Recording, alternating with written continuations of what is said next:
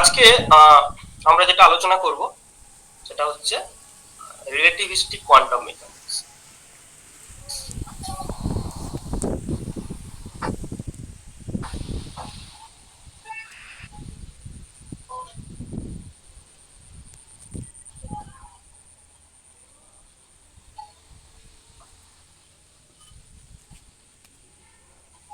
ওকে, তো দেখো, by terminology তোমরা যদি নামটাই দেখো, এখানে বাই টার্মিনোলজি এখানে দুটো জিনিস তোমরা পাবে। তো এবং দুটোই কিন্তু খুব ওয়েল এস্টাবলিশড থিওরি বা well established tools in physics. এক নম্বর হচ্ছে কি রিলেটিভিটি। রিলেটিভিটি তো এখানে মিন করা হয়েছে STR, special theory of relativity. Second হচ্ছে কি quantum mechanics.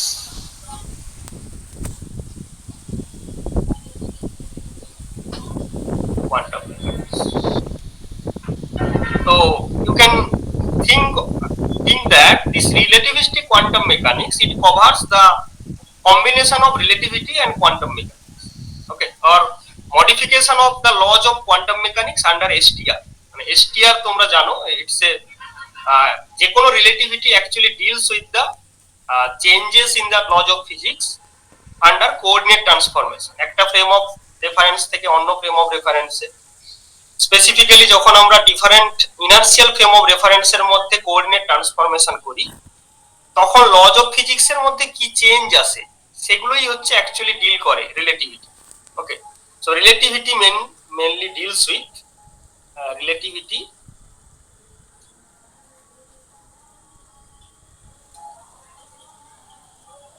deals with the changes in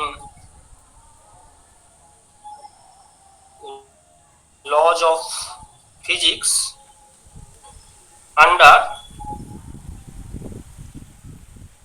transformation between inertial frames। মানে এখানে আমি এসটিআর এর কথা বলছি, তো এসটিআর মেনলি যদি জেনারেল রিলেটিভিটি হতো তাহলে এটা ইনার্শিয়াল ফ্রেম আমরা বলতে পারতাম না। যে কোনো ফ্রেম অফ রেফারেন্সের মধ্যে ট্রান্সফরমেশনে লজ অফ ফিজিক্স কিভাবে চেঞ্জ হয় সেগুলো আমরা রিলেটিভিটিতে আলোচনা করি। তো আমরা প্রথমে যে রিলেটিভিটি আমরা যেটা শিখেছিলাম, মানে মানে অ্যাটলিস্ট আমরা নিউটনস লজ অফ ফিজিক্স পড়েছি, বা প্রিমিটিভ প্রথম দিককার যে ফান্ডামেন্টাল লজ অফ ফিজিক্স গুলো যে রিলেটিভিটির আন্ডারে আমরা পড়েছি সেটা হচ্ছে গ্যালিলিয়ান রিলেটিভিটি।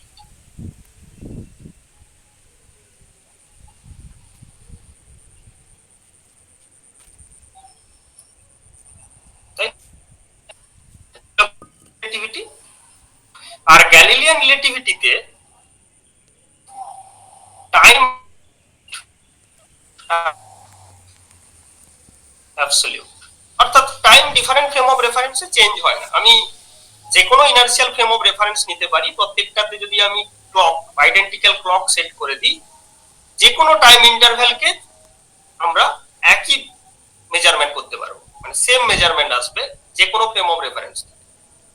তো সেটা গ্যালিলিয়ান রিলেটিভিটির আন্ডারে পড়ে, এবং তোমরা জানো যে গ্যালিলিয়ান ট্রান্সফরমেশন কেমন হয় একটা ইনার্শিয়াল ফ্রেম অফ রেফারেন্স থেকে অন্য ইনার্শিয়াল ফ্রেম অফ রেফারেন্স। পরবর্তীকালে আইনস্টাইন তিনি special theory of relativity introduce করেন, এবং তিনি দেখান যে this is the most flawless theory in physics. এবং সেক্ষেত্রে আমরা দেখতে পাই যে টাইম কিন্তু অ্যাবসলিউট থাকলো না। আন্ডার এসটিআর যেমন স্পেস কোঅর্ডিনেট একটা ফ্রেম অফ রেফারেন্স থেকে অন্য ফ্রেম অফ রেফারেন্সে ট্রান্সফর্ম হয়ে যায়, তেমনি টাইমও কিন্তু অ্যাজ এ কোঅর্ডিনেট তাকে ট্রিট করতে হয়, অর্থাৎ স্পেস এন্ড টাইম আর giving as the same status. Space এবং টাইমকে আমাদের একই রকম ভাবে ট্রিট করতে হয়। Space and time should be given in equal footing, একই ফুটিং এ তাদের রাখতে হবে। তো সেক্ষেত্রে আমরা শুধুমাত্র একটা পয়েন্টের কোঅর্ডিনেট বোঝাতে শুধুমাত্র স্পেস কোঅর্ডিনেট বোঝাতাম গ্যালিলিয়ান রিলেটিভিটিতে। সেক্ষেত্রে আমরা যখন এসটিআর পড়ছি তখন একটা পয়েন্টকে স্পেসিফাই করার জন্য আমার এ করতে হচ্ছে, এবং এটা অবশ্য ঠিক যে যদিও আমরা টাইমকে স্পেসের মতো কোঅর্ডিনেট হিসেবে ট্রিট করছি, কিন্তু টাইম আর স্পেসের মধ্যে একটা ক্লিয়ার ডিস্টিংশন আছে, ক্লিয়ার ডিফারেন্স আছে। সেটা কি, মানে স্পেস ট্রান্সলেশন ফরওয়ার্ড রিভার্স দুটো হতে পারে, কিন্তু টাইম সর্বদা ফরওয়ার্ড ডাইরেকশন, রিভার্স ডাইরেকশনে টাইম ফ্লো করতে পারে না। অর্থাৎ টাইম সবসময় প্রেজেন্ট থেকে ফিউচারের দিকে যাবে, প্রেজেন্ট থেকে পাস্টের দিকে যেতে পারে। তো এটা হচ্ছে এসটিআর। আন্ডার এসটিআর আমরা এই মডিফিকেশনটা দেখেছি ফ্রম দ্য গ্যালিলিয়ান রিলেটিভিটি। এবারে আসি সেকেন্ড পার্টটাতে, কোয়ান্টাম মেকানিক্স। অর্থাৎ আমাদের নোন যে কোয়ান্টাম মেকানিক্স এতদিন আমরা পড়ে এসেছি, মানে স্টার্টিং ফ্রম দ্য বিগিনিং, মানে Heisenberg uncertainty principle up to the time dependent perturbation theory, যাই পড়ে থাকি না একদম শুরু থেকে এতদিন অবধি আমরা যা যা পড়েছি, time dependent perturbation theory, WKB approximation method, যাই শিখি না কেন প্রত্যেকটা জিনিস কিন্তু গ্যালিলিয়ান ইনভ্যারিয়েন্ট ছিল। অর্থাৎ our known QM is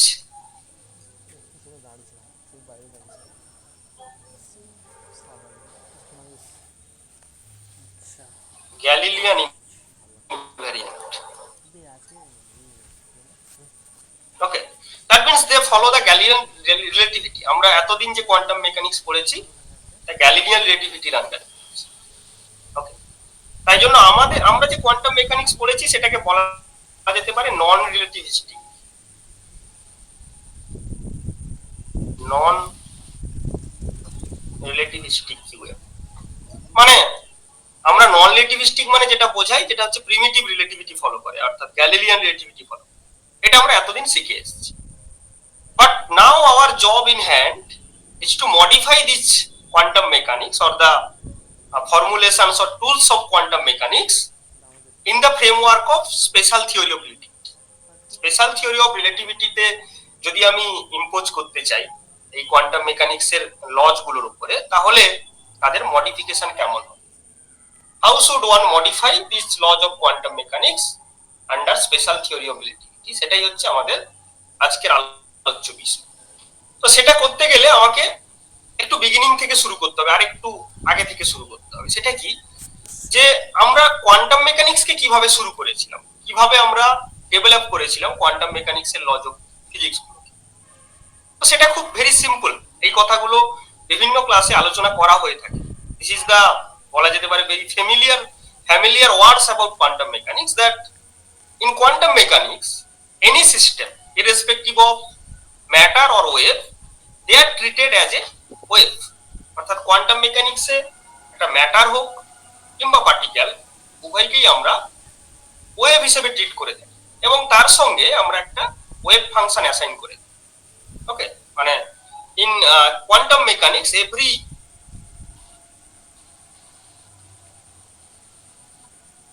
system is assigned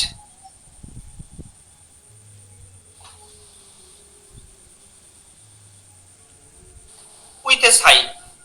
ওকে, আমি কেট নোটেশনে লিখেছি যে প্রত্যেকটা সিস্টেমের সঙ্গে একটা আমাকে সাই অ্যাসাইন করতে হবে, ওয়েভ ফাংশন অ্যাসাইন করতে হবে। কারণ আমরা ধরেই নিচ্ছি যে সিস্টেমটা ম্যাটার হোক বা ওয়েভ, সেটা ওয়েভের মতোই তাকে আমি ধরবো এবং একটা ওয়েভের ডাইনামিক্সকে বোঝানোর জন্য আমরা একটা অসিলেটরি ফাংশন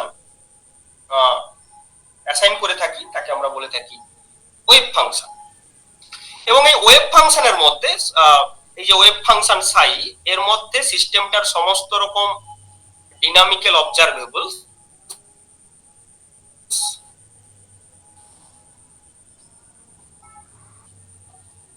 তাদের সিগনেচার থাকে। মানে এই সাইটার মধ্যে সমস্ত কিছুর কিন্তু একটা ইফেক্ট থাকে, এটা সমস্ত dynamical observable, position, momentum, energy, what ever it may be, যে কোনো ডিনামিক্যাল অবজারভেবলের সিগনেচার কিন্তু এর মধ্যে থাকে এবং সেটাকে আমাকে ডিকোড করতে হয়। ঠিক আছে, এর মধ্যে এনকোডেড, অ্যাজ ইফ আমরা যদি কম্পিউটারের ল্যাঙ্গুয়েজে বলি, they are encoded, the dynamical observables are encoded within the psi and psi should be decoded. Decode করতে হবে এখান থেকে। তো ডিকোড করার জন্য আমরা যেটা করে থাকি, করেসপন্ডিং অপারেটর ডিফাইন করে থাকি, যেটা যখন ওয়েব ফাংশনের উপর অপারেট করবে তারা একটা আইগেন ভ্যালু দেবে। তো এই আইগেন ভ্যালুর যে এনসেম্বল এভারেজ যেটাকে আমরা এভাবে লিখে থাকি, বা এর আরেকটা নাম হচ্ছে expectation value, that will be replaced in the classical laws of physics. Classical laws of ফিজিক্সে ও অবজারভেবলের জায়গায় ও অপারেটরের এক্সপেকটেশন ভ্যালুটা পুট করে দেওয়া দিলে আমরা কিন্তু কোয়ান্টাম লজ অফ ফিজিক্স পেয়ে যাই। So quantum laws of physics is nothing but the transformation from observable to the expectation value of corresponding operator. Okay, এটাই হচ্ছে আমাদের নন রিলেটিভিস্টিক কোয়ান্টাম মেকানিক্স। এক কথায় যদি বলতে বলা হয় যে how did you develop the non-relativistic quantum mechanics, it's very simple. You have the classical laws of physics.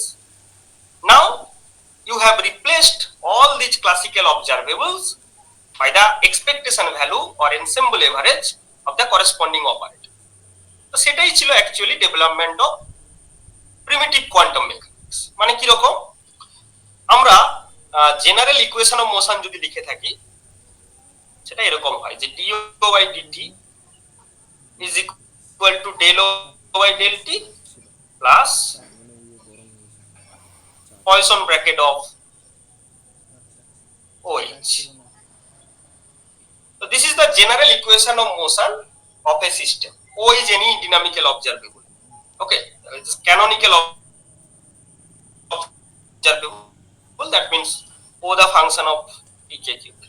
This is the general equation of motion of a system. In quantum mechanics, this is modified as expectation value of O cap equals to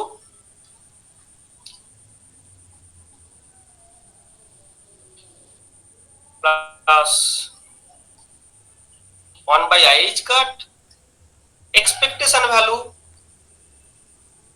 of commutation of OH. This is commutation bracket CB. So this was the classical laws of physics, and in quantum laws of physics this is modified like that. Okay, I have used different color to distinguish it. So this was classical and this is quantum. Okay, and this theorem, this very theorem is known as the unfazed theorem. This is called the unfazed theorem. Okay, তো এটা আমরা জানি, এইভাবে আমরা quantum mechanics develop করছি। এখানে আরেকটা ব্যাপার হচ্ছে যে একটা সিস্টেমের যে ওয়েভ ফাংশন সাই, এই যে সাইটা আমরা কি করে বের করব, how to find Sai by solving Schrodinger equation. Yes, তাহলে আমরা সাইটা এখানে কোথা থেকে পাই, সলভিং দ্য Schrodinger equation. তো Schrodinger equation is nothing but H psi is equal to IH cut del psi by del T.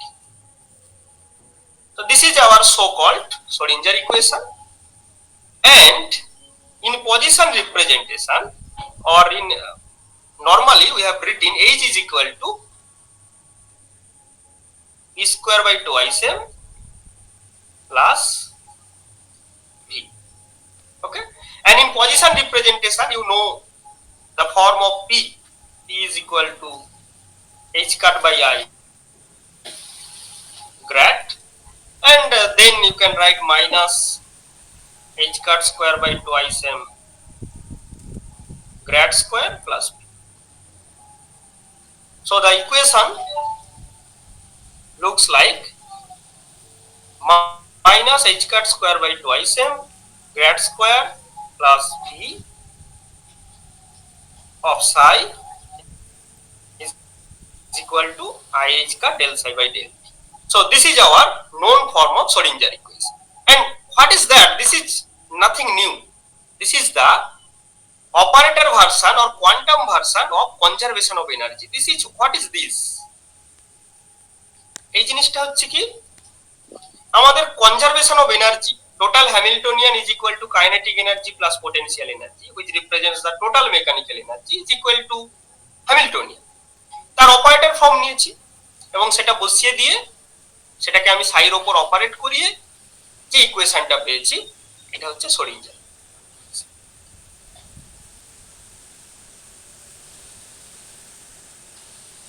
And after solving this, we'll find the psi. Psi is the wave function. But now look at carefully.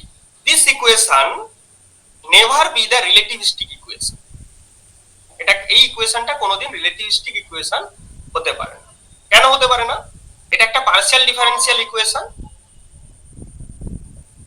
Second order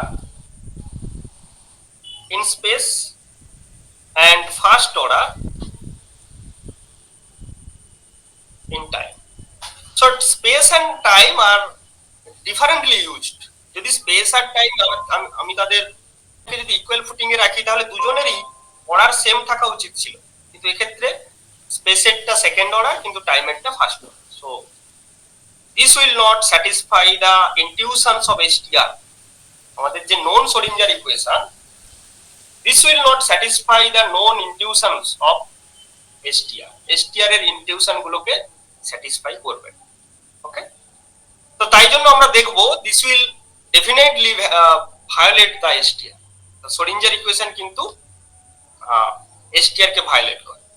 তোমরা দেখবে এখানে এই Schrodinger equation থেকে তোমরা যে VP আর VG এর relation পাও, দেখবে একটা ইকুয়েশন তোমরা পাবে, আমি এখানে ডিটেইলসে করাচ্ছি না, VP VG equal to C square. এটা তোমরা কোয়ান্টাম মেকানিক্স পড়ার সময় তোমাদের এক্সামেও আসতো এটা প্রুভ করার জন্য, VP VG equal to C square, তাই তো? পড়েছো এটা? পড়েছো? তো তাহলে এখানে দেখো যদি তোমার VP লেস দেন C হয় তাহলে VG গ্রেটার দেন C হয়ে যাবে, অর্থাৎ লাইটের ভেলোসিটিকে এক্সিড করে যাচ্ছে। এটা পসিবল না। তো অ্যাকচুয়ালি নরমাল শ্রোডিঞ্জার ইকুয়েশন সেটা STR কে ভায়োলেট করবে, ক্লিয়ারলি ভায়োলেট করবে। তার কারণ হচ্ছে এটা রিলেটিভিস্টিক ইকুয়েশন নয়, space and time are treated differently in this equation. On the other hand, if you use the known wave equation, আমরা যদি ওয়েভ ইকুয়েশনের কথা ভাবি সেটা হয় এরকম 1/c square minus 1/c square del 2 del T2 of psi. This is equal to 0. The homogeneous wave equation. Okay, and you know the electrodynamics, from electrodynamics, electromagnetic wave will satisfy this equation. Okay, তো এখানে দেখো এটা একটা PDE, অর্থাৎ একটা typical ওয়েভের ক্ষেত্রে আমি বলছি। তো একটা টিপিক্যাল ওয়েভের ক্ষেত্রে আমরা দেখতে পাবো তারা টিপিক্যাল ওয়েভ ইকুয়েশনকে স্যাটিসফাই করে PDE।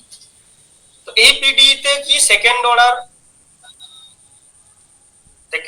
ইন স্পেস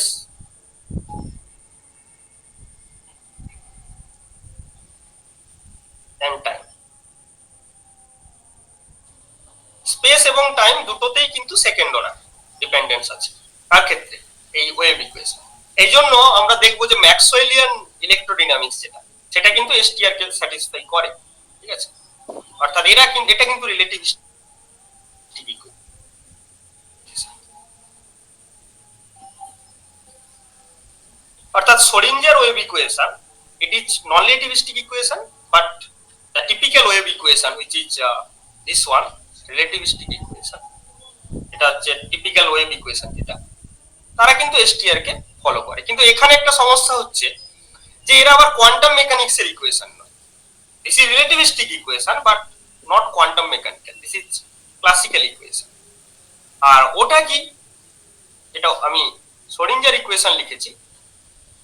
তো শ্রোডিঞ্জার ইকুয়েশন কিন্তু কোয়ান্টাম মেকানিক্স এর ইকুয়েশন, কিন্তু রিলেটিভিস্টিক ইকুয়েশন নয়, নন রিলেটিভিস্টিক। তো এই হচ্ছে discrepancy in Schrodinger equation and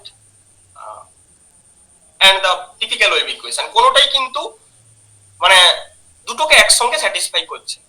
quantum mechanics satisfy হচ্ছে শ্রোডিঞ্জার ইকুয়েশনে, কিন্তু সেখানে সেটা নন রিলেটিভিস্টিক ইকুয়েশন। আবার অন্যদিকে টিপিক্যাল ওয়েভ ইকুয়েশন সেটা এসটিআর কে ফলো করছে, কিন্তু কোয়ান্টাম মেকানিক্স কে ফলো করছে। কিন্তু এখানে আমরা আজকে একটা জেনারেল টুলস ডেভেলপ করতে চাইছি যেটা এসটিআর কে স্যাটিসফাই করবে, এসটিআর এর ইনটিউশন গুলোকে স্যাটিসফাই করবে। কিন্তু অন্যদিকে কোয়ান্টাম মেকানিক্সের যে ইনটিউশন, অর্থাৎ যেটা আমরা পড়েছি এর আগে যে ওয়েভ প্রপার্টি অফ ম্যাটার, সেটাকেও কিন্তু ভায়োলেট করবে না। তো দুটোকে একসঙ্গে খেয়াল রেখে আমাকে ডেভেলপ করতে। তো সেটা করার জন্য আমরা কিছু ট্রাই অ্যান্ড এরর মেথড দিয়ে শুরু করব। প্রথম হচ্ছে কি ট্রায়াল 1। ট্রায়াল 1 কি, আমি ওই এনার্জি কনজারভেশন ইকুয়েশন থেকে শুরু করছি। যেমন ওখানে আমরা A is equal to কি লিখেছিলাম, p square by twice m plus v। এটা energy conservation equation in non relativistic case. Now in relativistic case we know that total energy is square equal to p square plus m square c to the power 4. M is the rest mass of the system. So if you take c to be 1 in natural unit system, then this is p square plus m square. So he will be plus minus root over p square plus m square. Okay. Now if you want to write the operator version of this equation, so h cap of psi, that should be the operator of this one of psi. Okay, এটাই তো হওয়া উচিত নাকি? আমি যদি operator ফর্মে লিখতে চাই তাহলে এটা হওয়া উচিত। বাট এই যে root over P square plus M square, this is non canonical.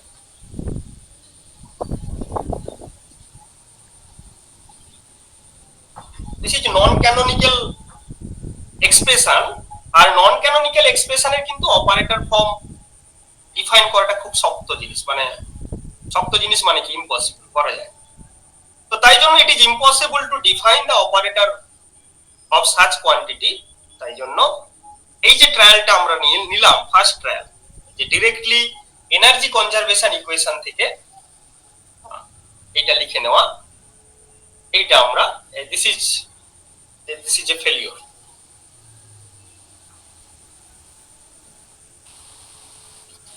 So the first trial proves to be failure. তো এই প্রসঙ্গে বলে রাখি, অ্যাকচুয়ালি নন ক্যানোনিক্যাল যে ল্যাগ্রাঞ্জিয়ান হোক বা হ্যামিল্টনিয়ান হোক, তো এই সমস্ত কেসে এদেরকে হ্যান্ডেল করাটা খুব মুশকিল, মানে কোয়ান্টাম মেকানিক্যাল ফর্মুলেশনে আনাটা খুব মুশকিল। তো এদেরকে ডিফারেন্ট ওয়েতে ট্রিট করা যেতে পারে, ঠিক আছে? সেগুলো বিভিন্ন ভাবে ভাবতে হবে তোমাদের, ভবিষ্যতেও তোমরা ভাবার চেষ্টা করবে।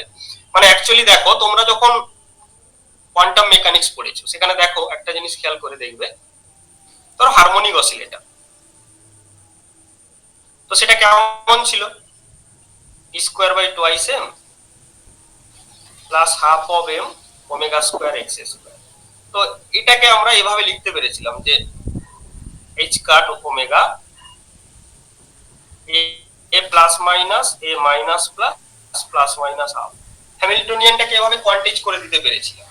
কিন্তু যদি এটা ক্যানোনিক্যাল বলে, যদি নন ক্যানোনিক্যাল হয় তাহলে আমরা এভাবে কোয়ান্টাইজ করতে পারি না, অর্থাৎ পার্টিকেল স্টেটকে এভাবে ডিসক্রিট আকারে দেখাতে পারি। So particle creation, annihilation process, এই সমস্ত জিনিসও কিন্তু নন ক্যানোনিক্যাল হ্যামিল্টনিয়ানের ক্ষেত্রে দেখানো খুব মুশকিল। কিন্তু বর্তমানে চিন্তা ভাবনা চলছে যে নন canonical Lagrangian may have the important roles in some different particle creation mechanism or in other non-equilibrium thermodynamic phenomena, সেগুলোর ক্ষেত্রেও কিন্তু এই জিনিসগুলো, ওই নন ক্যানোনিক্যাল টার্মগুলো মেজর রোল প্লে করতে পারে। তো সেগুলো নিয়ে এখন মানুষ চিন্তা ভাবনা করছে।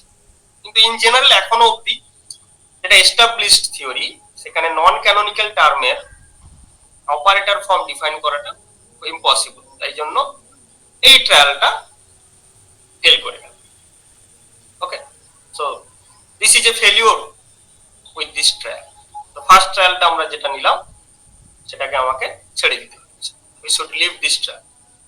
এখন সেকেন্ড ট্রায়াল,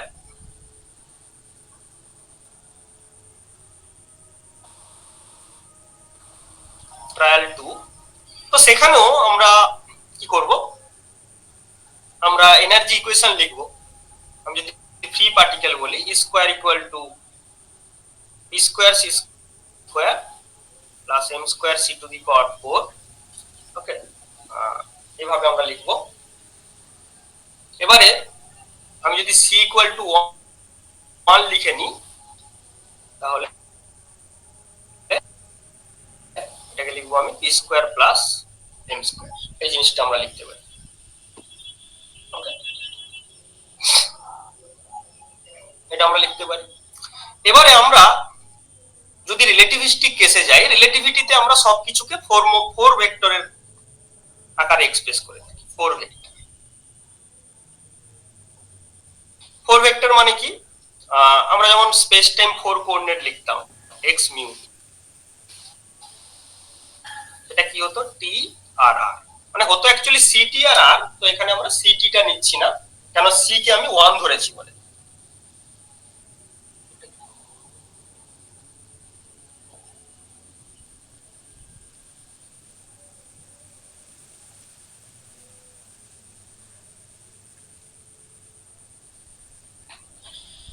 আচ্ছা, তো এরকম ভাবে আমরা লিখতাম। এটা হচ্ছে কি স্পেস টাইম ফোর কোঅর্ডিনেট। ঠিক একই রকম ভাবে আমরা যদি ফোর মোমেন্টামের কথা ভাবি, তাহলে ফোর মোমেন্টামের টাইম কম্পোনেন্টটা কত হয়, ই, আর বাকি যেটা হয় সেটা হচ্ছে এটা নরমাল মোমেন্টাম যেটা হয়। তো কোভ্যারিয়েন্ট ফর্মে কি হয়, ই মাইনাস পি, এই জিনিসটা। তো সেক্ষেত্রে আমরা যদি এদের টেনসর প্রোডাক্ট নিই, তাহলে আমরা লিখতে পারি যে পি মিউ এটা কত হবে, E square minus P square, তাই তো, E square minus P square. So আমরা এখান থেকে কি পেয়েছি এর একটু আগে, যে E square minus P square equal to M square. এখান থেকে আমরা পেয়েছি E square minus P square equal to M square. তাহলে সেক্ষেত্রে E square minus P square সমান আমরা লিখতে পারি কি এম স্কয়ার, তাই তো। তো তাহলে আমরা এখান থেকে লিখে দেব P mu minus M square equals to 0। অর্থাৎ ফোর মোমেন্টামের আকারে আমরা এই ইকুয়েশন গুলোকে লিখতে পারি। এটা বুঝতে পারলে কিনা বলো এই অবধি? আমরা ফোর মোমেন্টামের টেনসর প্রোডাক্ট নিলাম। হ্যাঁ বলো। ফোর মোমেন্টামের এটা আরেকবার বলো। আচ্ছা ঠিক আছে, আমি বলছি যে এসটিআর যখন আমরা করেছি, যে কোনো কোয়ান্টিটিকে আমরা ফোর ভেক্টর আকারে প্রকাশ করেছি, ঠিক আছে। যেমন স্পেস টাইম ফোর করি, এক্স মিউ, এর চারটা কম্পোনেন্ট ছিল, কি ছিল না সিটি আর আর। ঠিক তেমনি এক্স মিউ কি হতো, সিটি মাইনাস। ঠিক একই রকম ভাবে আমরা মোমেন্টামের ক্ষেত্রেও আমরা ফোর মোমেন্টাম ডিনোট করতে পারি। একটা তার জিরো কম্পোনেন্ট মানে টাইম, আর একটা হচ্ছে স্পেস। এই জিরো কম্পোনেন্টটা হতো কি এনার্জি, ই আর পি, আর পি মিউটা কত হবে, একটা আইডি ছিল সেটাকে আমি চারবার যখন কোভ্যারিয়েন্ট নেব এই জিনিসটা। সবগুলো প্রবলেম হয়ে গেছে আজকেও ট্রাই তাহলে যখন আমরা পি মিউ প্রোডাক্ট করব, এটা ঠিক ডট প্রোডাক্টের মতো। তাহলে ই করলে কত হচ্ছে, 750 হয়ে ই স্কয়ার মানে এত মাইনাস পি ডট পি, অর্থাৎ ই স্কয়ার মাইনাস পি স্কয়ার, এই জিনিসটা। কারণ এখানে আমি সি ইকুয়াল টু 1 ধরেছি ন্যাচারাল ইউনিট সিস্টেমের ক্ষেত্রে। আবার আমরা এনার্জির এক্সপ্রেশন জানি যে E square equal to P square C square plus M square C to the power 4, মানে এখানে P square plus M square. So E square minus P square equal to M square. তো এই জিনিসটা এখানে যদি put করে দিই তাহলে কি পাচ্ছি, P mu equal to M square. তাহলে আমরা এখানে লিখতে পারি P mu minus M square equals to 0, and this equation is purely relativistic equation, no doubt about that, কারণ আমরা এখানে space time K equal footing এ রিড করে এই ইকুয়েশনটা ডেভেলপ করেছি। ওকে, এটা আমরা করেছি। তো এর যদি অপারেটর ফর্ম আমাকে লিখতে হয় তাহলে কি হবে? সো আমরা লিখব E mu cap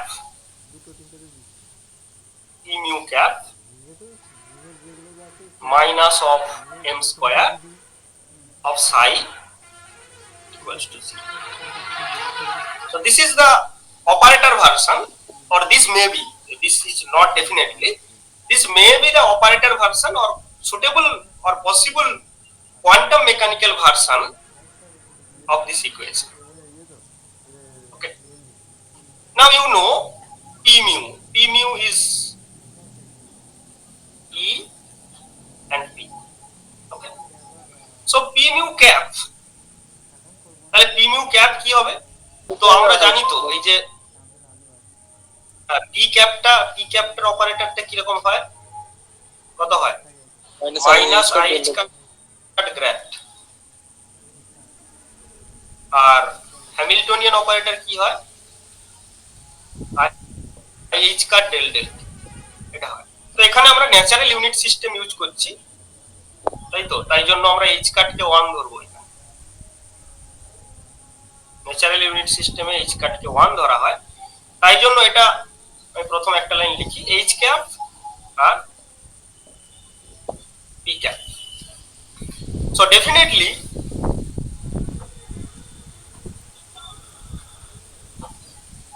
this will be, এটা কি হবে, i del del t, আর এটা হবে মাইনাস গ্র্যাড। ওকে, এটা হবে। তাহলে p মিউ কি হবে,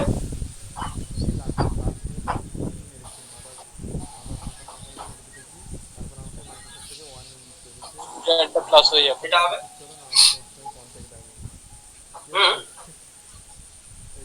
হ্যাঁ স্যার এটাই বললাম। হ্যাঁ, এটা হবে। তো সেক্ষেত্রে এটাকে আমরা লিখতে পারি কি, i del mu, আর এটাকে আমরা লিখতে পারি minus i del mu, sorry i del mu।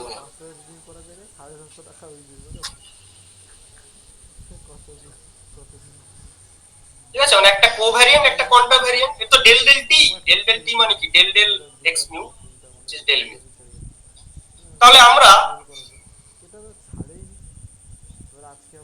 p mu cap this will be minus of del mu del mu। Okay, so now if you put it, হ্যাঁ,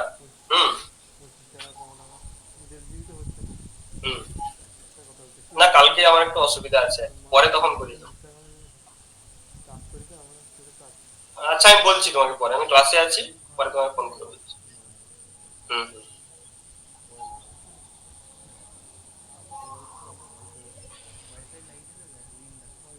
আচ্ছা, so if you put it in the equation you will find del mu plus m square of psi equals to 0.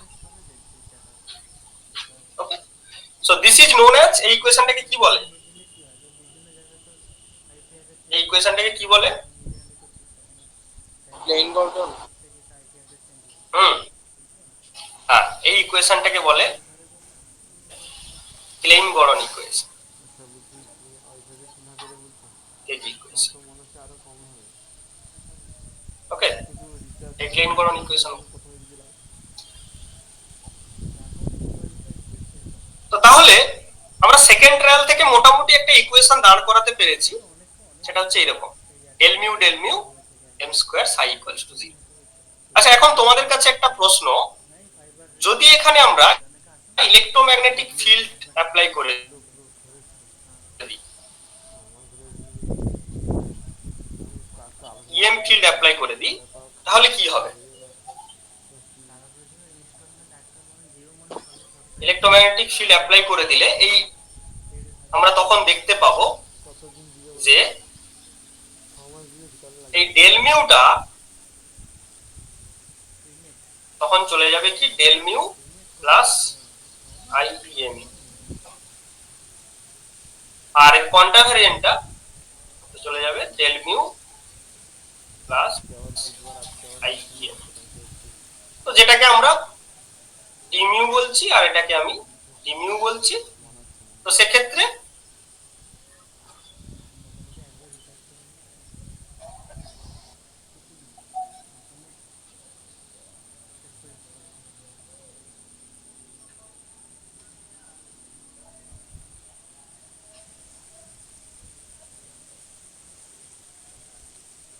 সেক্ষেত্রে আমার ইকুয়েশনটাকে এভাবে লিখতে পারি, D mu plus M square of psi equals to. যাই হোক, এটা আমার অত গুরুত্বপূর্ণ নয়, আমি একটা বলে রাখলাম আর কি। যদি ইলেকট্রোম্যাগনেটিক ফিল্ডের মধ্যে ছেড়ে দেওয়া হয় তখন এই ডেল মিউ থেকে এটা ডি মিউ হয়ে যায়। ওকে, তো যাই হোক, এই হচ্ছে আমার ক্লেইন-গড়ন ইকুয়েশন। তো আমি সবচেয়ে সিম্পলেস্ট কেস যেটা, মানে আমি এটাই লিখছি, plus M square psi equals. So this is no doubt the relativistic equation, of course, কারণ এখানে আমি স্পেস টাইমকে ইকুয়াল ফুটিং এ রেখেছি। Del mu means this is derivative in contravariant form, so of course এখানে স্পেস আর টাইমকে কিন্তু distinguished করা হয়, অর্থাৎ একই ফুটিং এ রাখা হয়েছে। No doubt this is relativistic equation, but the other problems are এখানে আমরা সেকেন্ড অর্ডার ডেরিভেটিভ ইউজ করছি, অর্থাৎ স্পেসেরও সেকেন্ড অর্ডার আর টাইমেরও কিন্তু সেকেন্ড অর্ডার। তাহলে এখানে যেটা প্রবলেম, এখানে দুটো বাউন্ডারি কন্ডিশন লাগবে, অর্থাৎ যেমন আমরা নরমাল শ্রোডিঞ্জার ইকুয়েশন যখন পড়েছি আমরা লিখেছিলাম না যে psi T equals to psi of T zero into by H car, এভাবে লিখতে পারতাম। অর্থাৎ আমি যদি একটা বাউন্ডারি কন্ডিশন জানি, সেটা কি না সাই অফ টি নট সমান হচ্ছে এইটা যদি জানি, তাহলে বাকি যে কোনো সময় আমি ওয়েভ ফাংশনটাকে বের করতে পারছি। অর্থাৎ if you know the only one boundary condition then you can access the whole wave function.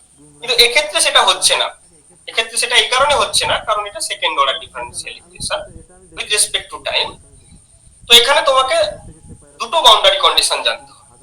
একটা হচ্ছে কি, suppose T equal to T naught a psi কত আর del psi by del T, এই দুটো জিনিস আমাকে জানতে হবে। এই দুটো জিনিস যদি আমি জানি তবেই কিন্তু এখানে আমি এর ওয়েভ ফাংশনটাকে এক্স্যাক্টলি সলভ করতে পারবো। তো এটা একটা ফার্স্ট একটা প্রবলেম। সেকেন্ড প্রবলেম হচ্ছে আমি যদি এর বোথ সাইডে এ করি, মানে কি বলা যায়, যদি বোথ সাইডে আমি এদেরকে কনজুগেট নিয়ে নিই তাহলে কি হবে, del mu psi plus M square psi equals to 0, del mu psi star plus M square psi star equals to 0। এবার এর সঙ্গে আমি সাই স্টার মাল্টিপ্লাই করলাম আর এর সঙ্গে আমি সাই মাল্টিপ্লাই করলাম, দিয়ে আমি ডিভাইড মানে সাবস্ট্রাক্ট করে দেব। তাহলে এই টার্ম আর এই টার্মটা কেটে যাবে, যেটা পড়ে থাকছে সেটা হচ্ছে কি সাই স্টার মানে ডেল মিউ সাই স্টার তার সঙ্গে সাই, বা এদিকে রাখলেও হয়,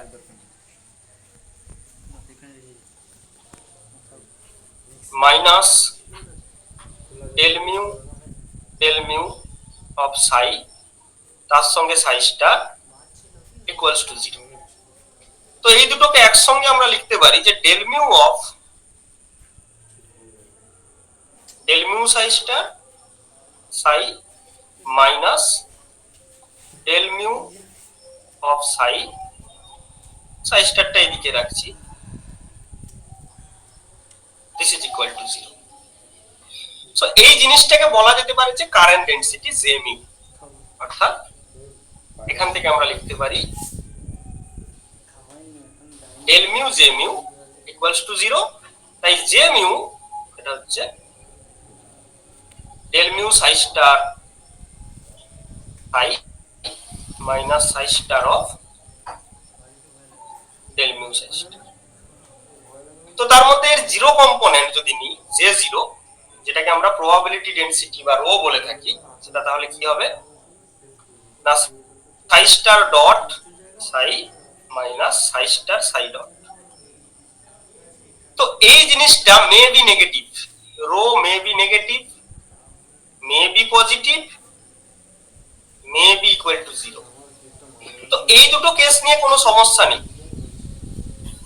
কিন্তু এইটা যদি হয়ে যায়, অর্থাৎ প্রবাবিলিটি ডেনসিটি যদি নেগেটিভ হয়ে যায়, তো which is physically not acceptable, অর্থাৎ প্রবাবিলিটি ডেনসিটি কোনোদিন নেগেটিভ হওয়া পসিবল নয়। কিন্তু এখানকার ফর্মালিজমে অর্থাৎ ক্লেইন-গলন ইকুয়েশনের যে সলিউশন, এখান থেকে আমরা কখনো কখনো নেগেটিভ প্রবাবিলিটি ডেনসিটিও পেয়ে যেতে পারি, পেয়ে যেতে পারি। তো তার মানে this equation is not suitable to describe the quantum state of a system. So KG equation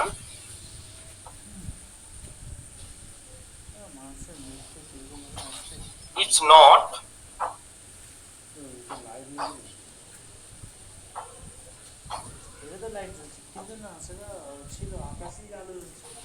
completely suitable to describe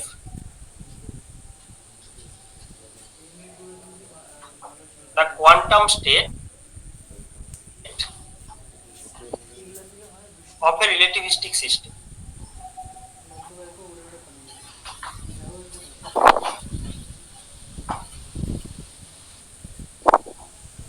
Okay, so trial 2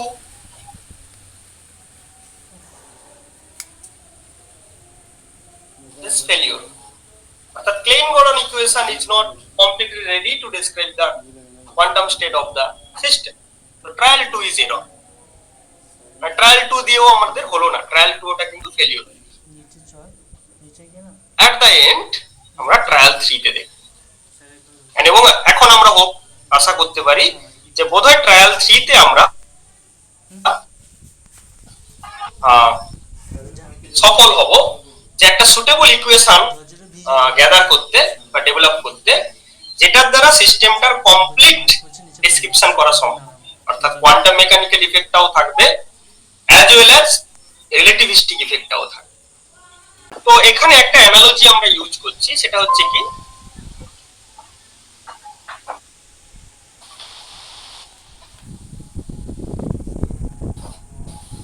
spin state of spin half particle।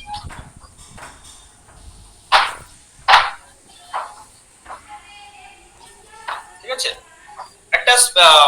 একটা পার্টিকেল নিয়েছি, একটা স্পিন হাফ পার্টিকেল নিয়েছি, তার spin half পার্টিকেলের যে spin state আমরা তাদেরকে represent করি Pauli matrices দ্বারা।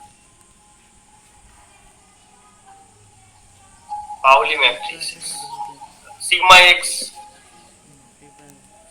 সিগমা ওয়াই, সিগমা জেড, এগুলো যা, এবং এরা প্রত্যেকে এদের যে আইগেন ভ্যালু গুলো, মানে এদের যে আইগেন ভেক্টর গুলো আছে, এদের আইগেন ভেক্টর গুলো কি হয়, টু কম্পোনেন্ট হয়, এ বি।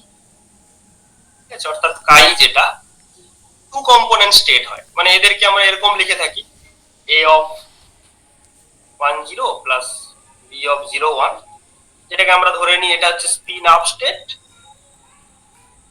আর এটা হচ্ছে স্পিন ডাউন স্টেট। এগুলো আমরা করেছি অলরেডি, স্পিন স্টেটকে ডিনোট করেছি। এবং এক্ষেত্রে যে হ্যামিল্টনিয়ানটা আমরা ডিফাইন করতে চাইছি সেটা হচ্ছে কি কেমন হবে আমাদের হ্যামিল্টনিয়ান, অর্থাৎ how should be the relativistic Hamiltonian, relativistic H, অর্থাৎ operator form of relativistic Hamiltonian কিরকম হবে। তো প্রথমত 1 নম্বরের ফিচার যেটা হবে space and time will be identically treated.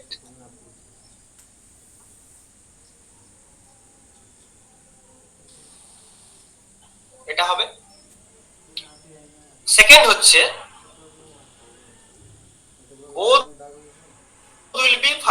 both will be of first order dependence, ঠিক আছে, দুজনের ইকুয়ালি ট্রিটেড হতে হবে এবং ফার্স্ট অর্ডার ডিপেন্ডেন্স হতে হবে। তার কারণটা হচ্ছে ক্লিয়ার, কারণ যাতে আমার বাউন্ডারি কন্ডিশন একটা থাকলেই হয়। আর থার্ড উইল বি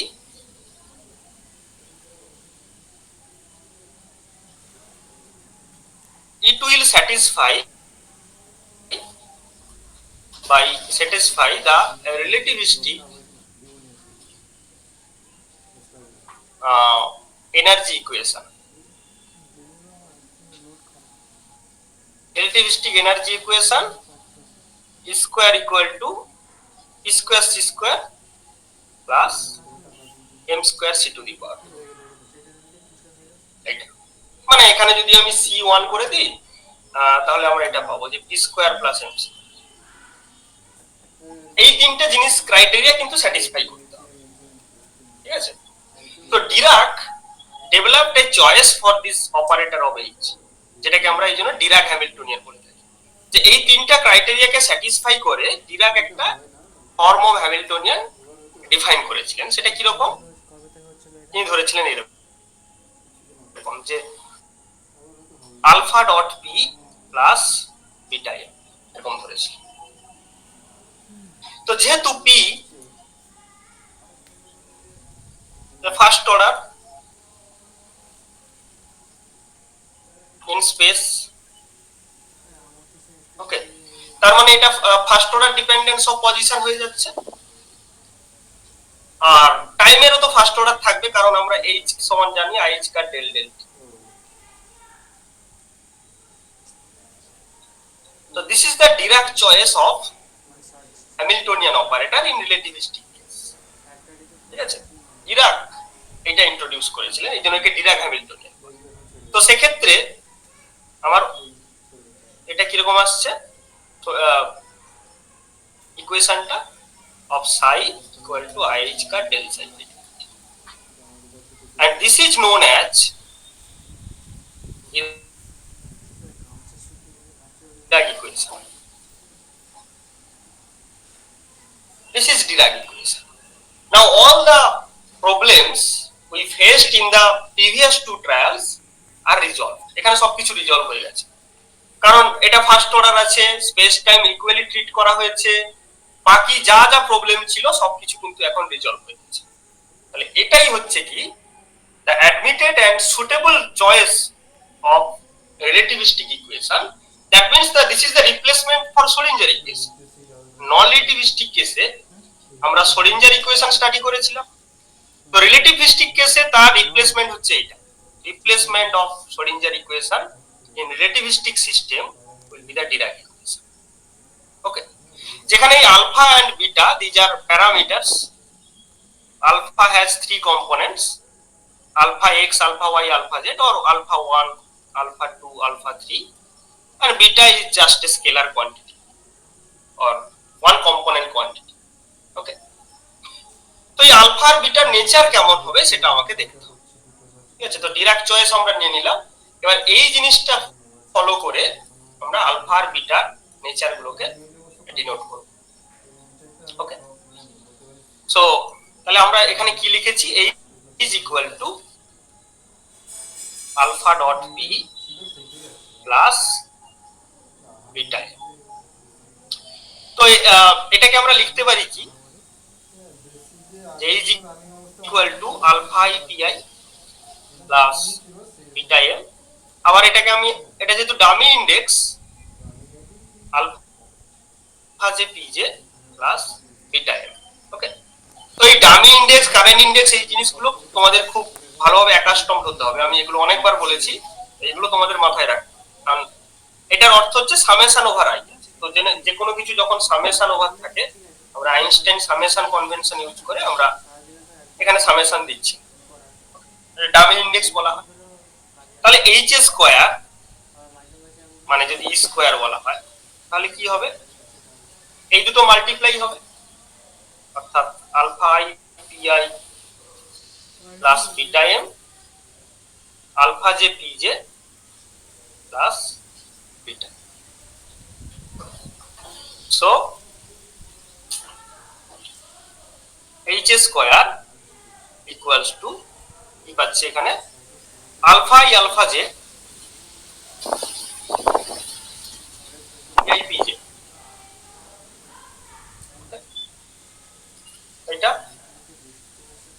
বা যেরকম আছে আমি সেরকমই লিখি সুবিধা। Alpha P I alpha J P J, তারপর আছে কি M alpha I beta P I. আচ্ছা, তারপরে কি আছে? বিটা, আচ্ছা M beta alpha J plus M beta alpha J E J plus beta square M square.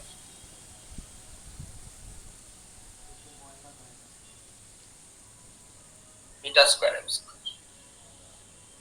তো আমরা এইচ স্কয়ার মানে কি স্কয়ার, তো সেটা আমরা পড়েছি অলরেডি যে P square plus M square হয়। তাহলে এই দুটো যদি আমি কম্পেয়ার করে দেখি তাহলে আমরা কি পাচ্ছি? এই দুটো কম্পেয়ার করে দেখলে আমরা যেটা পাচ্ছি সেটা হচ্ছে কি beta square equal to M square, এটা আমরা পেয়ে যাচ্ছি।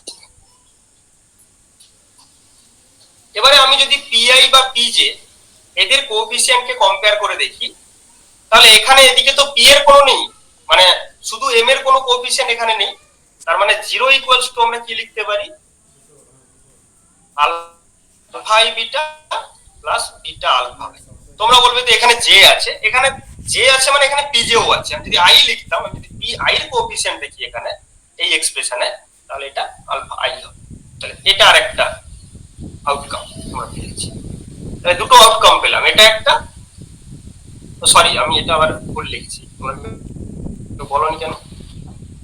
এটা হচ্ছে কি এম স্কয়ার এর কোএফিসিয়েন্ট 1, এখানে এম স্কয়ার এর কোএফিসিয়েন্ট বিটা স্কয়ার, তাই জন্য বিটা স্কয়ার ইকুয়ালস টু 1।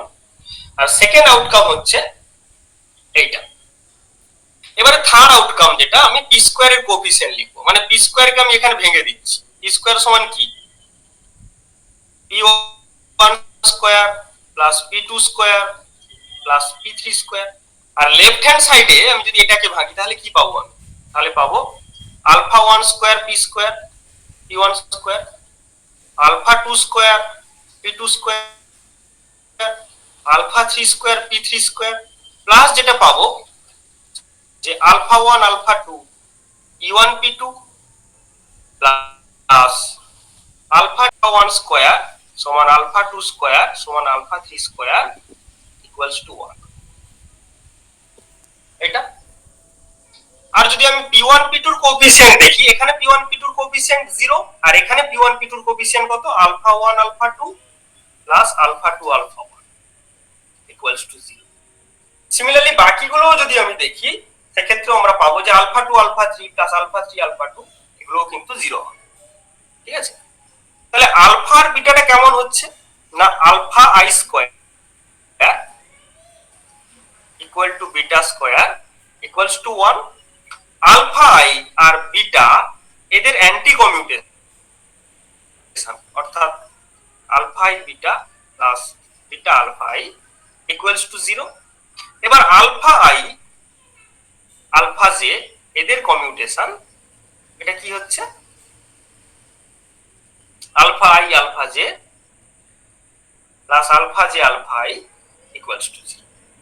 অর্থাৎ আলফা আর বিটার নেচারটা কেমন হচ্ছে না এদের প্রত্যেকের স্কয়ার করলে 1 পাচ্ছি, অর্থাৎ ডিটারমিনেন্টের স্কয়ার প্রত্যেকের 1, এবং তারা একে অপরের মধ্যে অ্যান্টি কমিউট করছে। ঠিক আছে, মানে আমি যদি খুব ভালো করে লিখি যে এই যে আলফা আই আলফা জে এদের অ্যান্টি কমিউটেশন, এটা 0 কখন হবে যদি I not equals to J হয়। ঠিক আছে, আর ইকুয়ালস টু জে হলে কি হবে আই, তার মানে কি আসবে alpha I square plus alpha I square, মানে 1 প্লাস 1 2 হবে। অর্থাৎ এদের anti commutation alpha I alpha J এটা 0 হয়ে যাচ্ছে কখন যখন I not equal to J, আর যখন ইকুয়াল টু জে তখন কি হচ্ছে 2। মানে আমরা একবারে লিখতে পারি যে alpha I alpha J this is 2 into Kronecker delta I J, এটা লিখতে পারি।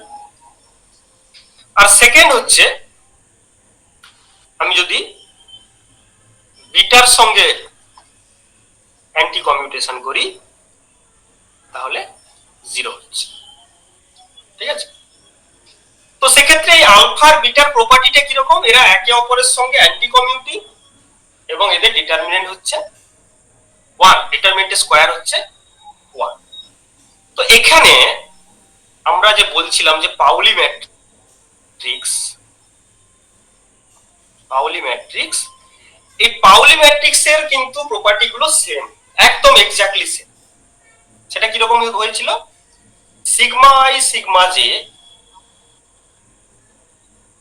this was equals to 2 ক্রনিকার delta I J, এই জিনিসটা। অর্থাৎ পাউলি ম্যাট্রিক্সের ক্ষেত্রেও তাদের যে কম্পোনেন্ট গুলো ছিল sigma X sigma Y sigma Z তারা কিন্তু আইডেন্টিক্যাল একই প্রপার্টি হোল্ড করত। অর্থাৎ নিজেদের যদি একই একই হয় সিগমা আই স্কয়ার সমান সিগমা জে স্কয়ার সমান সিগমা কে স্কয়ার ইকুয়াল টু 1 এবং এদের অ্যান্টি কমিউটেশন গুলো 0 হতো, তাহলে somehow there is an analogy between the spin state of Pauli matrix and spin state of spin half particle and the relativistic cases. কিন্তু এখানে একটা ডিফারেন্সও আছে। ডিফারেন্সটা কি, এই যে সিগমা আই এর তিনটে কম্পোনেন্ট আছে, sigma X sigma Y sigma Z, কিন্তু আমরা যে এখানে আলফা নিচ্ছি আর বিটা নিচ্ছি এখানে কিন্তু চারটে আছে, alpha 1 alpha 2 alpha 3 and beta. ঠিক আছে, alpha 1 alpha 2 alpha 3 and beta. তাহলে বেসিক্যালি এই সিগমা এক্স এর সঙ্গে এদের ডিফারেন্সটা কোথায় হবে না, সিগমা এক্স এর সঙ্গে এদের ডিফারেন্স হচ্ছে এখানে একটা কম্পোনেন্ট বেশি আছে। তাহলে যেহেতু এখানে একটা কম্পোনেন্ট বেশি আছে তাহলে এখানে আমাকে মডিফাই করতে হবে, অর্থাৎ এই আলফা আর বিটা এদের মধ্যে একটা সিগমা কম্পোনেন্ট থাকবে। ঠিক আছে, সিগমা কম্পোনেন্ট থাকবে অর্থাৎ নন রিলেটিভিস্টিক স্পিনের একটা ইফেক্ট থাকবে, as well as relativistic component সেটাকে আমি নাম দিয়েছি রো, তাদের একটা ডিপেন্ডেন্স থাকবে। অর্থাৎ alpha and beta will be constructed from sigma which is non relativistic spin এবং তার সঙ্গে সঙ্গে একটা রিলেটিভিস্টিক ইফেক্ট রো, এই দুটোর কম্বিনেশন নিয়ে কিন্তু আলফা আর বিটা কনস্ট্রাক্ট হবে। ঠিক আছে, তো আমরা এর পরের দিন আলফা আর বিটার ম্যাট্রিক্স গুলো কেমন হবে সেটা ডিটারমাইন করব, এবং সেক্ষেত্রে এই জিনিসটা খুব গুরুত্বপূর্ণ। এই সিগমা নেচার থেকে অ্যাকচুয়ালি আমরা ডিটারমাইন করব কোথা থেকে, সিগমা নেচার থেকে। ঠিক আছে, following the properties of sigma আর সেখান থেকে রো ডিফাইন করে আমরা এই আলফা বিটার ম্যাট্রিক্স গুলো ডিটারমাইন করব। দেন আলফা আর বিটার ম্যাট্রিক্স গুলোকে বসিয়ে আমরা ডিরাক ইকুয়েশনটাকে লিখব, দেন ডিরাক ইকুয়েশনকে আমরা সলভ করব। এবং সেক্ষেত্রে ইন্টারেস্টিং ফিচারস হচ্ছে এদের যে সলিউশন গুলো আসবে তাদেরকে স্পিনর বলা হয়। ঠিক আছে, যেমন আমরা এই যে sigma X sigma Y sigma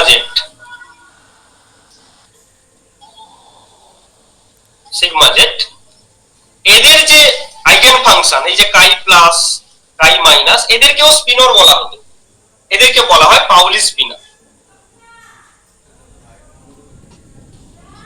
কারণ এরা হচ্ছে নন রিলেটিভিস্টিক স্পিন হাফ পার্টিকেলের স্পিনকে ডিনোট করে, তাই জন্য এদেরকে আমরা স্পিনর বলতাম। ঠিক এখানেও ডিরাক ইকুয়েশনও অ্যাকচুয়ালি তাদের যে সলিউশন গুলো আমরা পাচ্ছি তারা অ্যাকচুয়ালি কি জিনিসটাকে ডিনোট করবে, রিলেটিভিস্টিক স্পিন। তো তাই জন্য এদেরকে আমরা ডিরাক স্পিনর বলবো। তো পরের দিন আমাদের লম্বা ক্লাস হবে, সেখানে কি কি হবে, construction of Dirac equation and its solution. আমরা ডিরাক ইকুয়েশনের একটা প্রাইমারি কনস্ট্রাকশন আজকে করেছি, সেটা হচ্ছে এইটা, এবং এখানে আলফা আর বিটার নেচারটা কেমন হবে, আলফা আর বিটার তার একটা প্রাইমারি ইন্ট্রোডাকশন আমরা ডিফাইন করেছি বা ডিটারমাইন করেছি। তার বেসিসে আমরা পাউলি স্পিনরের সঙ্গে কম্পেয়ার করে বা পাউলি স্পিন ম্যাট্রিক্সের যে কম্পোনেন্ট তাদের সঙ্গে কম্পেয়ার করে আলফা আর বিটার ম্যাট্রিক্স গুলো প্রথম ডিটারমাইন করি, তারপর সেটার দ্বারা আমরা ডিরাক ইকুয়েশনটাকে এক্সপ্রেস করব, দেন আমি এগুলোকে সলভ করব এই ইকুয়েশন। ঠিক আছে, এবং সেটা খুব ইন্টারেস্টিং, এর যে সলিউশন গুলো আসবে তাদের নেচার কেমন হবে এবং সেখান থেকে আমরা কি কি আউটকাম পাচ্ছি সেগুলো আমরা দেখব। এবং এখান থেকেই কিন্তু পার্টিকেল অ্যান্টি পার্টিকেলের আইডিয়াও এসেছে এই ডিরাক ইকুয়েশনের সলিউশন। তো এটা খুব ইন্টারেস্টিং, তো পরের ক্লাসে আমরা এটা আলোচনা করব।